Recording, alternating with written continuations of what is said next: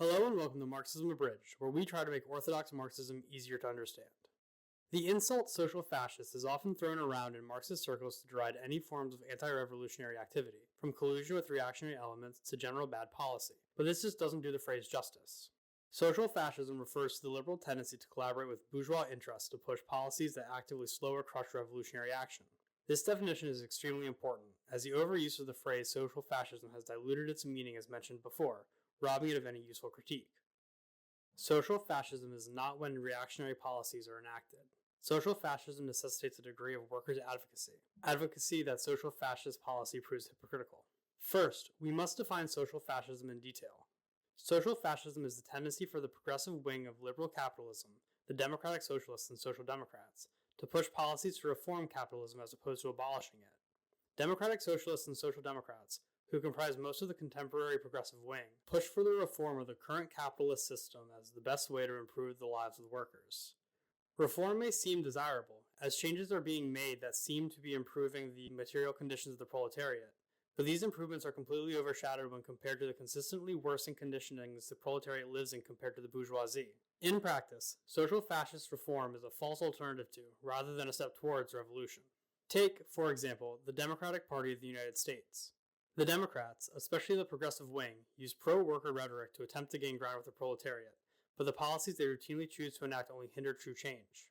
The progressives, mainly led by Bernie Sanders and AOC, have fallen in line with the establishment Democrats in an effort to keep what little sway they have within the liberal framework. The progressives push for reform that would see the workers' lives benefit only if the workers fall in line and accepts the hegemony of the bourgeoisie. This includes the push for a higher minimum wage.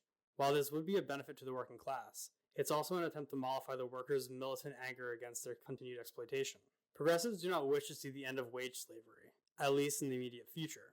They only wish to see piecemeal improvements that will only quiet the revolutionary process.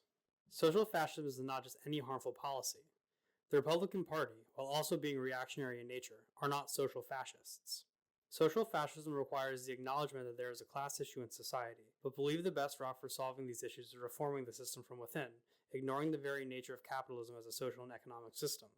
Republicans do not attempt to reform capitalism in the name of the working class.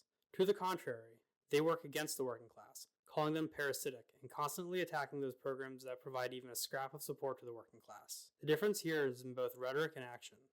The progressive attempts to quiet the working class through the usage of carrots, while the reactionary liberal uses only the stick. The first can be seen as an enemy within the workers' movement. The second is just an enemy.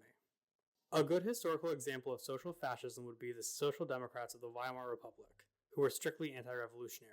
The SPD, the leading social democratic party and party in power, saw the uprising of the Spartacus League as a threat to both Germany and the bourgeois order. The Spartacus League of Germany rose to declare a socialist state, and the SPD, instead of working with the revolutionary proletarian movement, authorized the usage of far-right paramilitary Freikorps to crush it.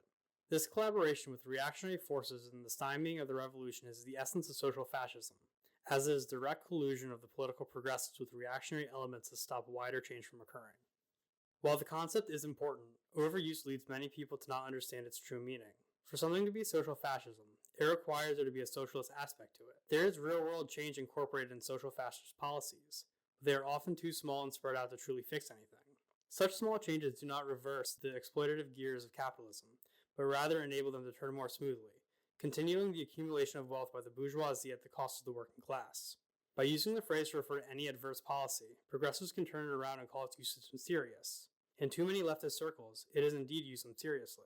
Ultimately, however, reformism and progressivism as a whole are emblematic of social fascist tendencies. While the benefit of progressive movements are tangible, with the creation of certain protections of the working class, they are not meant to stop the further destruction of capitalism.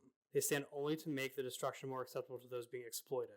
This has been Marxism Abridged. Thank you for listening.